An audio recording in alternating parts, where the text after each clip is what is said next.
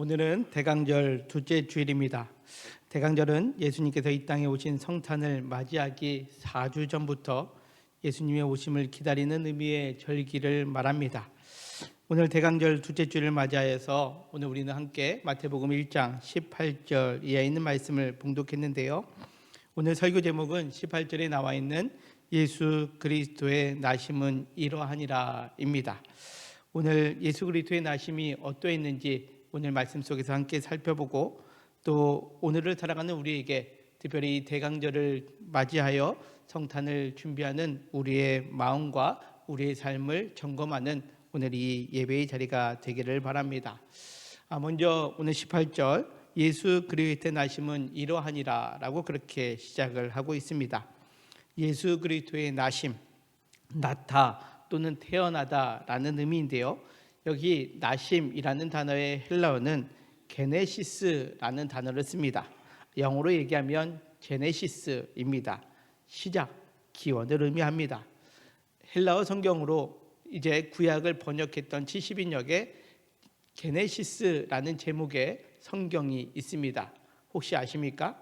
바로 창세기입니다. 창세기는 하나님의 창조의 시작, 창조의 기원을 말하기에 그것을 게네시스라는 제목으로 정해졌습니다.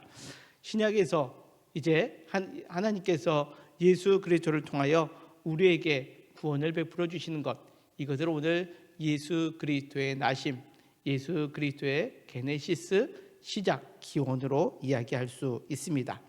그렇다면 예수 그리스도께서 이 땅에 오셔서 그 시작과 기원이 왜 이루어졌는지 오늘 성경은 우리에게 말씀하고 있는데요, 특별히 18절 하반절에 보면 예수 그리스도의 나심은 이러하니라 라고 하면서 그의 어머니 마리아가 요셉과 약혼을 하고 동거하기 전에 성령으로 잉태된 것이 나타났다 라고 그렇게 기록하고 있습니다.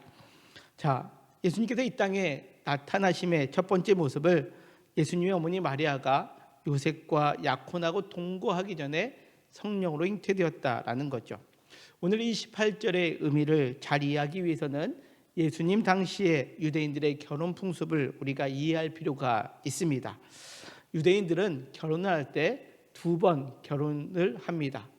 다른 사람과 2번이 아니라 한 사람과 2번의 결혼의 과정이 있는데요, 첫 번째는 신부의 집에서 신랑 신부 양가의 동의를 얻어 신랑이 신부의 집을 찾아가 청혼을 합니다. 오늘 성경에서는 그것을 약혼했다라고 그렇게 표현을 하고 있죠. 이 청혼하고 약혼의 과정을 통해서 이 두 사람은 법적으로 부부가 됩니다. 그러나 이때 신랑은 신부와 함께 사는 것이 아니라, 이제는 신랑은 법적으로 부부가 되었지만 신랑은 이제 신부와 같이 사는 것이 아니라 신부와 앞으로 살 집을 마련하기 위해서 또 따로 지내게 됩니다. 그 과정이 약 1년 정도 소요가 되었는데요, 약 1년 정도 신혼이 살아갈 집을 마련하게 되고, 그 집이 완공되면 신부를 데려다가 신랑이 마련한 집에 와서 결혼식을 진행합니다. 이때 결혼식은 약 일주일 동안 잔치로 벌어지죠. 그 잔치의 내용이 우리가 잘 아는 요한복음 2장에 나와 있는 가나의 혼인잔치에 나와 있는 그러한 내용입니다. 두 번째는 매우 성대하게 예식이 치러진다는 겁니다. 이와 같은 유대인들의 결혼 풍습을 예수님께서 비유로 말씀하신 적이 있는데요, 요한복음 14장에 보면 예수님께서 제자들에게 이렇게 말씀합니다. 너희는 마음에 근심하지 말라. 하나님을 믿으니 또 나를 믿으라. 내 아버지 집에 거할 곳이 많도다. 그렇지 않으면 너희에게 일렀으리라. 내가 너희를 위하여 거처를 예비하러 가노니, 가서 너희를 위하여 거처를 예비하면 내가 다시 와서 너희를 내게로 영접하여 나 있는 곳에 너희도 있게 하리라 라는 말씀을 하십니다. 어떠한 내용입니까? 이제 예수님께서 이제 이 땅에 오셔서 제자들을 삼고 또 혼인처럼 신랑과 신부의 관계를 맺으셨습니다. 그걸로 끝난 것이 아니라 이제 하나님 집에 가셔서 거처를 예배하러 가신다라는 거죠. 마치 신랑이 그 신혼부부가 함께 살 집을 마련하듯이 예수님께서도 아버지 집에 가서 거처를 마련하고 나서 그것이 예비가 되면 너희에게로 돌아와 내게로 영접하여 나 있는 곳에 너희도 있게 하리라 라고 말씀하신 겁니다. 이것이 우리가 요한계시록에 보면 그 종말의 때에 우리가 예수님이 신랑, 그 우리들은 신부가 되어서 천국의 혼인잔치 비유를 의미하는 내용이기도 합니다. 이처럼 당시의 유대 사회에서는 그 청혼 후에 함께 동거하기까지의 기간이 있었는데요. 오늘 성경에 나와 있는 마리아가 요셉과 첫 번째 약혼한 상태에서 요셉의 집을 마련하고 있을 그때에 오늘 18절의 말씀에 보면 그때에 마리아가 동거하기 전에 성령으로 잉태된 것이 나타났다라고 그렇게 표현하고 있습니다. 당시 유대 사회에서 이같이 약혼한 여인이 동거하기 전에 남편이 아닌 다른 사람에 의해서 잉태하게 되면 어떠한 형벌이 가해졌느냐? 신명기 22장에 보면 성경은 이렇게 말씀합니다. 처녀인 여자가 남자와 약혼한 후에 어떤 남자가 그를 성읍 중에 만나 동침하면 너희는 그들을 둘 다 성읍 문으로 끌어내고 그들을 돌로 쳐 죽일 것이니 라고 그렇게 말씀합니다.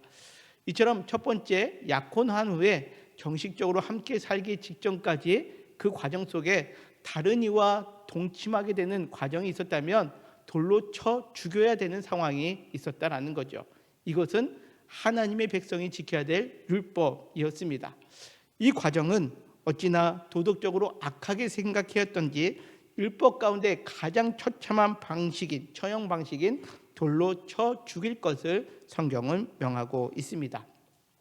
요한복음 8장에 보면 가늠하다 붙잡힌 여인을 바리새인들이 예수님 발 앞에 끌고 와서 돌로 치려 했던 이유가 바로 이 신명기 22장의 말씀 때문에 그렇다라는 거죠. 그런데 이 상황 속에 요셉은 어떠했습니까? 이어지는 19절 오늘 본문의 말씀을 보면 그의 남편 요셉은 의로운 사람이라 그를 드러내지 아니하고 가만히 끊고자 하였다라고 성경은 말씀합니다. 자, 이때까지만 해도 요셉은 어떠한 마음이 들었을까요? 매우 난처한 상황 아니겠습니까? 마리아가 자기와 약혼, 정혼했는데 임신했다는 소식이 들었습니다. 그랬다면 여러분들 어떻겠습니까? 그 울분을 참지 못하고 아마 마리아를 율법대로라면 돌로 쳐 죽이는 과정 가운데 내어놓지 않겠습니까? 그러나 오늘 성경에 보면 그의 남편 요셉은 의로운 사람이다 라고 그렇게 표현하고 있습니다. 의롭다라는 것은 정의롭다라는 뜻을 가지고도 있죠. 근데 여러분들 생각해 보십시오. 의롭다, 정의롭다라는 것은 법을 잘 지키는 것을 의미합니다. 여러분들 요셉이 의로운 사람, 법을 잘 지키는 사람이라면 마리아가 자신과 정혼한 상태에서 동침하지 않았음에도 불구하고 임신했다면 법으로 다스리는 게 의로운 사람 아니겠습니까? 그러나 오늘 성경은 이 요셉이 어떻게 했느냐? 그것을 드러내지 아니하고 가만히 끊고자 하였다라고 그렇게 표현하고 있습니다. 여기서 우리는 의롭다라는 의미가 구약에서 말하는 법을 잘 지키는 것, 정의롭다라는 개념이 아니라 오늘 이 성경 속에서 의로움의 모습이 또 다르게 우리에게 보여주고 있는 것을 의미합니다. 하나님께서 의롭다라고 하시는 것은 내가 정의롭다, 의롭다라고 이야기하는 것이 아니라 하나님의 국률이 담겨 있는 것을 의미합니다. 그러기에 요셉은 그 의로움으로 이 상황을 드러내지 않고 조용히 가만히 끊고자 하였다라는 거죠. 이때 오늘 20절은 성경은 이렇게 말씀합니다. 이 일을 생각할 때에 주의 사자가 현몽하여 이르되 다윗의 자손 요셉아 내 아내 마리아 데려오기를 무서워하지 말라. 그에게 잉태된 자는 성령으로 된 것이니라 라고 그렇게 말씀합니다. 주의 사자가 요셉에게 나타났습니다. 그리고 아내 데려오기를 무서워하지 말라라는 거죠. 왜 그렇습니까? 마리아가 잉태된 것은 성령으로 된 것이기 때문이라는 사실을 알려주고 있습니다. 우리가 앞서 살펴봤던 18장 그리고 20장의 말씀에 보면 동일하게 말씀합니다. 마리아의 잉태는 바로 성령으로 잉태된 것임을 분명하게 성경은 말씀하고 있습니다. 이것이 오늘 동정녀에 나타난 예수님의 나심입니다. 다시금 이야기하자면 성령으로 잉태되어 남자를 알지 못했던 여인이었던 마리아, 즉 동정녀가 예수 그리스도를 낳으셨다라는 것을 표현하고 있습니다. 이것은 우리가 날마다 신앙으로 고백하는 내용 아닙니까? 여러분들, 우리가 사도신경으로 신앙을 고백합시다 라고 하면서 오늘도 예배의 자리에 우리는 사도신경을 고백했습니다. 이 부분을 우리는 고백하죠. 어떤 부분입니까? 나는 바로 앞에 있는 전능하셔서 천지를 만드신 하나님 아버지를 내가 믿습니다 라고 하고 난 다음에 나는 그의 유일하신 아들 우리 주 예수 그리스도를 믿습니다 라고 그렇게 신앙 고백합니다. 그리고 첫 번째, 그 어떤 예수님을 믿느냐? 그는 성령으로 잉태되어 동정녀 마리아에게서 나시고입니다. 우리 다시 한번 같이 읽을까요? 시작.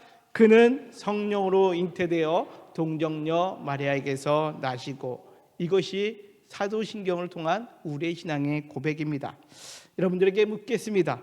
여러분들은 예수님께서 성령으로 잉태되어 동정녀 마리아에게 나신 것을 믿으십니까? 그렇습니다. 이것은 우리가 날마다 믿음으로 고백하는 믿음의 고백입니다. 그러나 예수님을 믿지 않는 많은 사람들 가운데 가장 믿기 어려운 것이 바로 이 동정녀의 탄생입니다. 예수님께서 성령으로 잉태되어 동정녀 마리아에게 나셨다라는 이 사건을 많은 불신자들이 믿지 못하고 있습니다. 아니, 예수님을 믿으려 해도 마리아가 성령으로 잉태되었다라는 말에 믿음을 가지려고 해도 의구심이 들 수밖에 없는 그러한 대목이기도 한다라는 거죠. 따라서 이것을 어떻게 생각하느냐? 마치 고대 그리스 신화나 로마 신화에 나오는 허구적인 이야기, 때로는 그 대상을 신비롭게 극대화하기 위해서 과장된 표현으로 여길 수 있는 대목이기도 합니다.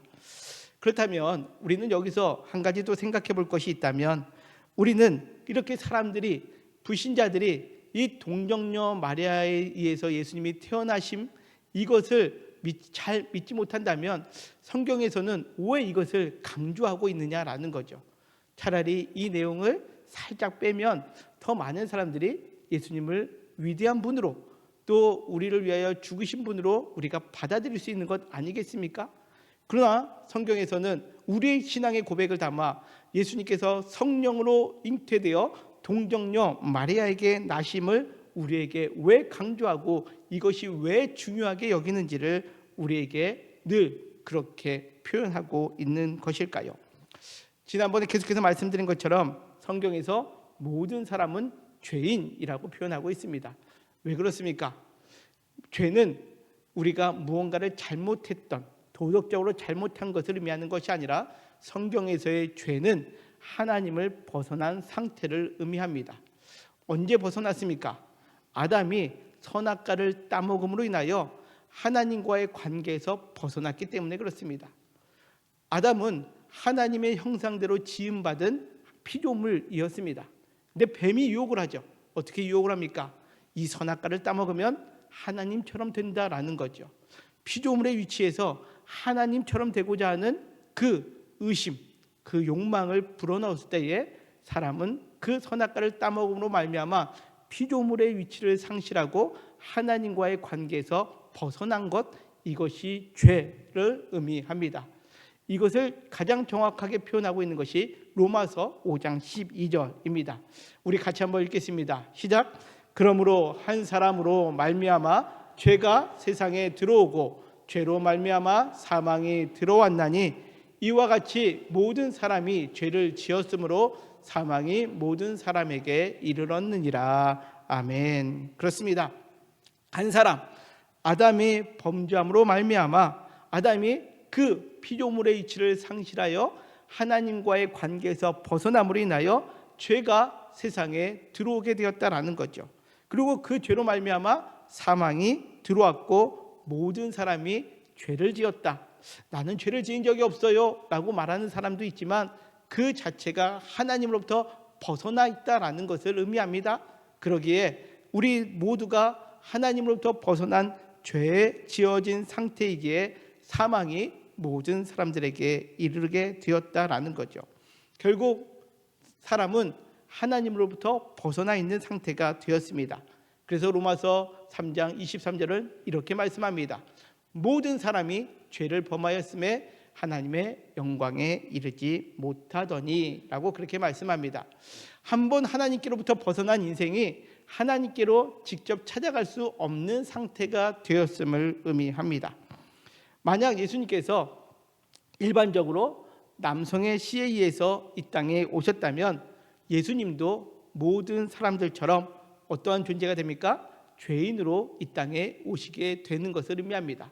그러나 오늘 성경에 나와 있는 것처럼 성령으로 잉태되어 동정녀 마리아에게 태어나심으로 인하여 그 예수님께서는 로마서 5장 12절에 있는 것처럼 아담으로부터 시작된 죄가 세상에 들어오고 그 죄로 말미암아 사망에 들어온 모든 사람과의 관계와는 다르게 이 땅에 오셨음을 의미합니다. 따라서 이것을 시브리서 4장 15절에서는 예수님에 대하여 이렇게 설명합니다. 우리에게 있는 대제사장은 우리의 연약함을 동정하지 못할 이가 아니요 모든 일에 우리와 똑같이 시험을 받으신 이로되 무엇은 없다고요? 죄는 없으시니라. 아멘. 그렇습니다. 예수님께서 그 어렵게 우리가 이해할 수 없는 성령으로 잉태하여 동정녀 마리아에게 태어나신 가장 큰 이유는 이 땅의 모든 사람과는 다르게 죄가 없는 분으로 이 땅에 태어나게 하기 위함임을 여러분들 믿으시기를 바랍니다. 사실 그와 같다면 어떻습니까? 과거 고대의 신화를 보면 어떤 유인은 아래에서 태어나서 매우 특별한 존재임을 부각합니다. 또 어떤 존재는 경이로운 존재처럼 하늘에서 무언가 놀라운 일이 벌어진 상태에서 태어난 것처럼 신비한 존재로 여기도록 한 것입니다. 그렇다면 예수님께서 죄가 없는 존재로 이 땅에 오신 이유는 무엇이었을까요? 단지 우리랑 다른 분이야 라고 그렇게 하시기 위하여 오셨을까요? 그것이 아닙니다. 바로 예수님께서는 죄 없이 이 땅에 오신 가장 큰 이유는 죄 없으신 분이 우리를 대신하여 죄값을 갚아주시기 위함, 바로 우리를 대신하여 십자가에서 죽으심으로 인하여 우리를 구원하시기 위함이었음을 성경은 말씀합니다. 이것이 바로 오늘 우리가 함께 봉독한 마태복음 1장 21절의 말씀입니다. 우리 같이 한번 읽겠습니다. 시작. 아들을 낳으리니 이름을 예수라 하라. 이는 그가 자기 백성을 그들의 죄에서 구원할 자이심이니라 하시니라. 아멘. 그렇습니다. 예수님께서 성령으로 잉태되어 동정녀 마리아에게 나시는 우리가 상식적으로 이해할 수 없고 논리적으로 이해할 수 없는 방법으로 오신 가장 큰 이유는 죄 없으신 분으로 이 땅에 오셔서 그 하나님을 떠난 수많은 죄인들이 감당해야 될 그 죄값을 대신 갚아주심으로 인하여 우리를 죄에서 구원하시기 위하여 오셨다라는 거죠.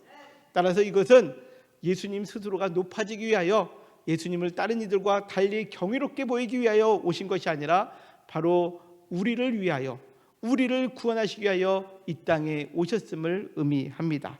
사랑하는 성도 여러분, 바로 예수님이 이처럼 성령으로 잉태되어 동정녀 마리아에게 나심의 목적은 자기 백성을 죄에서 구원하는 것입니다.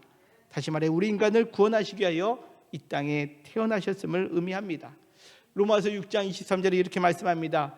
죄의 싹은 사망이다라는 거죠. 우리 모두는 죄인이기에 사망 가운데 걸 수밖에 없습니다. 예수님은 죄가 없으신 분으로 이 땅에 태어나셨습니다.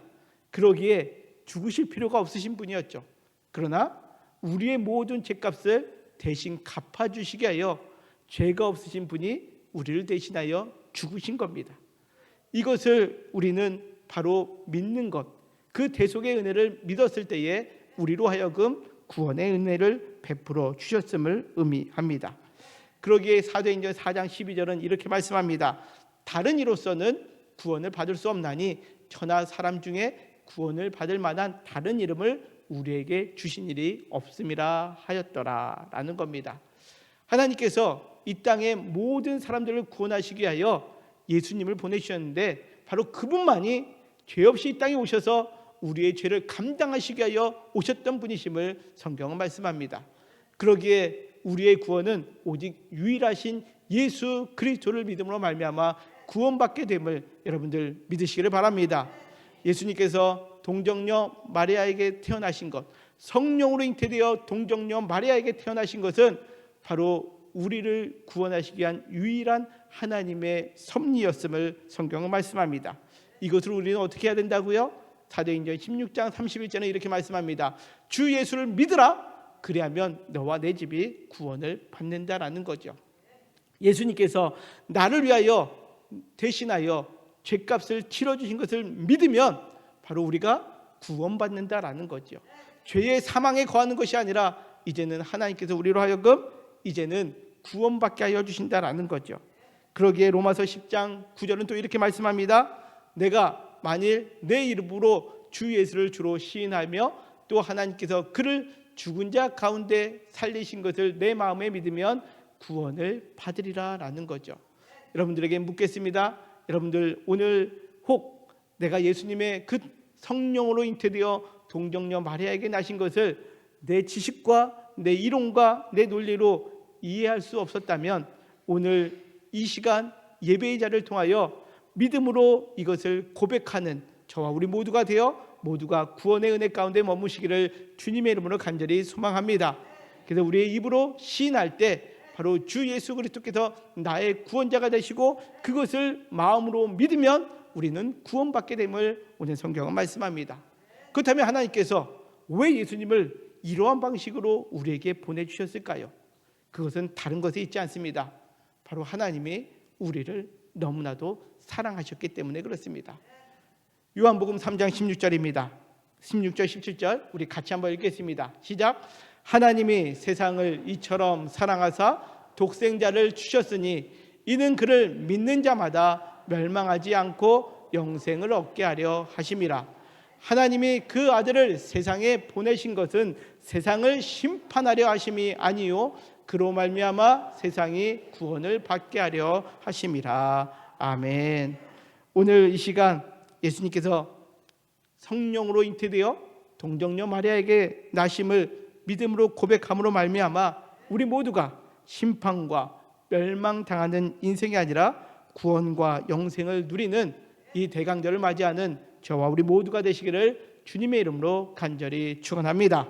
자, 그렇다면 또 두 번째로 예수님께서 성령으로 잉태되어 동정녀 마리아에게 나신 것은 어떠한 의미를 가지고 있는 것이냐?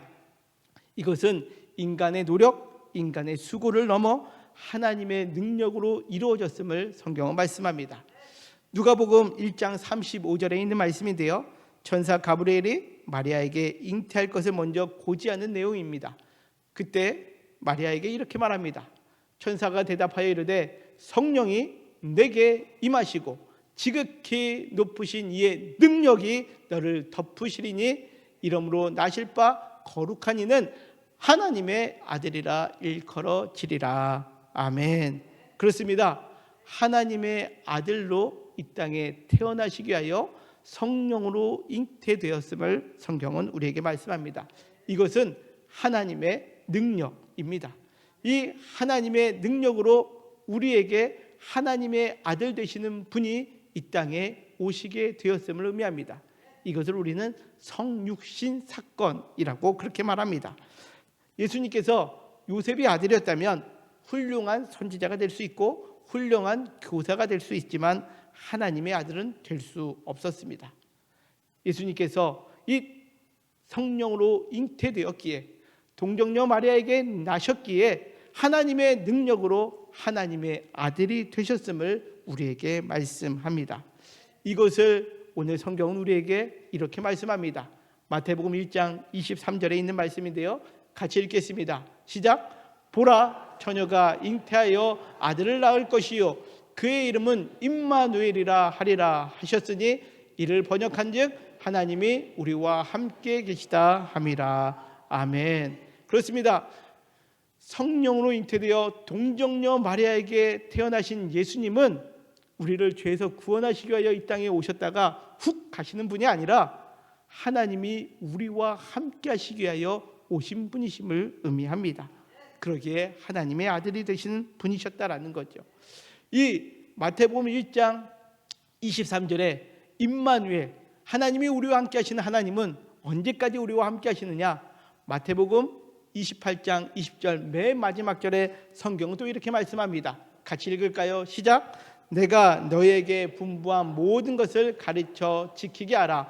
볼지어다 내가 세상 끝날까지 너희와 항상 함께 있으리라 하시니라. 아멘. 그렇습니다. 예수님께서 이 땅에 오신 것은 잠시 잠깐 와서 너희들의 죄를 사하여 줄게, 구원해 줄게 오신 것으로 끝나는 것이 아니라 세상 끝날까지 우리와 함께 하시기 위하여 하나님의 아들이 친히 이 땅에 오셨음을 의미합니다.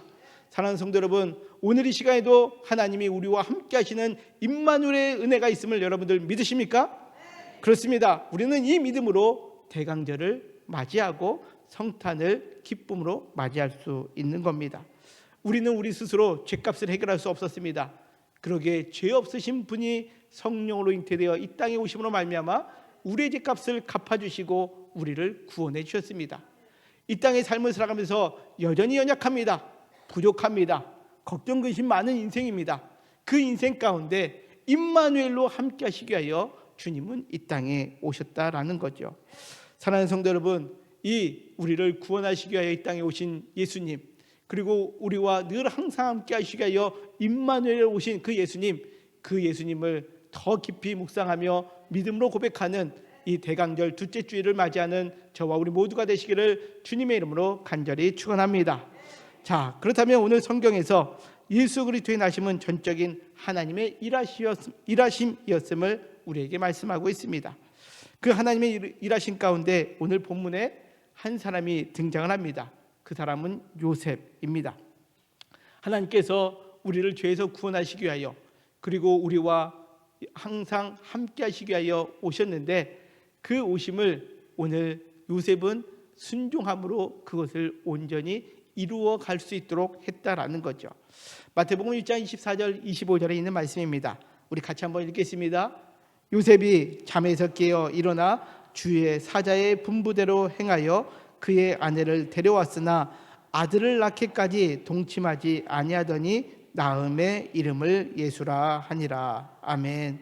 요셉은 주의 천사가 현몽하여 말씀함으로 인하여 그 말씀을 받은 후에 지체하지 않고 주의 사자가 분부한 대로 순종했습니다. 그의 순종함을 통해서 이제 예수 그리스도께서 이 땅에 태어나시게 되었다라는 것을 의미합니다. 여러분들, 요셉은 어떠한 사람이라고요? 의로운 사람이었습니다. 자, 이제 의롭다라는 것은 다른 것에 있지 않습니다. 하나님의 말씀에 순종할 때에 하나님께서 우리로 하여금 의롭다 하게 하여 주시는 은혜임을 오늘 성경은 우리에게 말씀하고 있습니다. 사랑하는 성도 여러분, 마태복음 1장 오늘 우리가 함께 묵독한 18절 이하의 말씀에 보면 예수 그리스도의 나심은 이러하다라고 말씀합니다. 예수 그리스도의 나심은 나를 죄에서 구원하시기 위한 은혜인 동시에 나에게 성육신하셔서 항상 함께하여 주시는 하나님의 사랑과 자비임을 의미합니다. 따라서 우리는 오늘 이 대강절 둘째 주일 예수 그리스도께서 성령으로 잉태되어 동정녀 마리아에게 나시는 그 신앙의 고백을 날마다 잊지 않고 그것을 날마다 입술로 우리의 삶으로 고백하시기를 바랍니다. 우리 다시 한번 사도신경 그 부분을 다시 한번 믿음으로 함께 우리가 고백했으면 좋겠습니다. 시작. 나는 그의 유일하신 아들 우리 주 예수 그리스도를 믿습니다. 그는 성령으로 잉태되어 동정녀 마리아에게서 나시고. 아멘. 오늘 우리 모두가 이것을 믿음으로 고백함으로 이 대강절에 우리를 위하여 오신 예수님을 단지 기념하는 것을 뛰어넘어 나의 구원자로 나와 함께 하시는 분을 모시고 언제나 요셉처럼 순종하는 믿음으로 살아감으로 말미암아 언제나 하나님의 구원의 은혜와 하나님이 함께 해주시는 놀라운 임마누엘의 역사 가운데 믿음의 승리를 이루어가는 우리 모든 성도님들 되시기를 주님의 이름으로 간절히 축원합니다.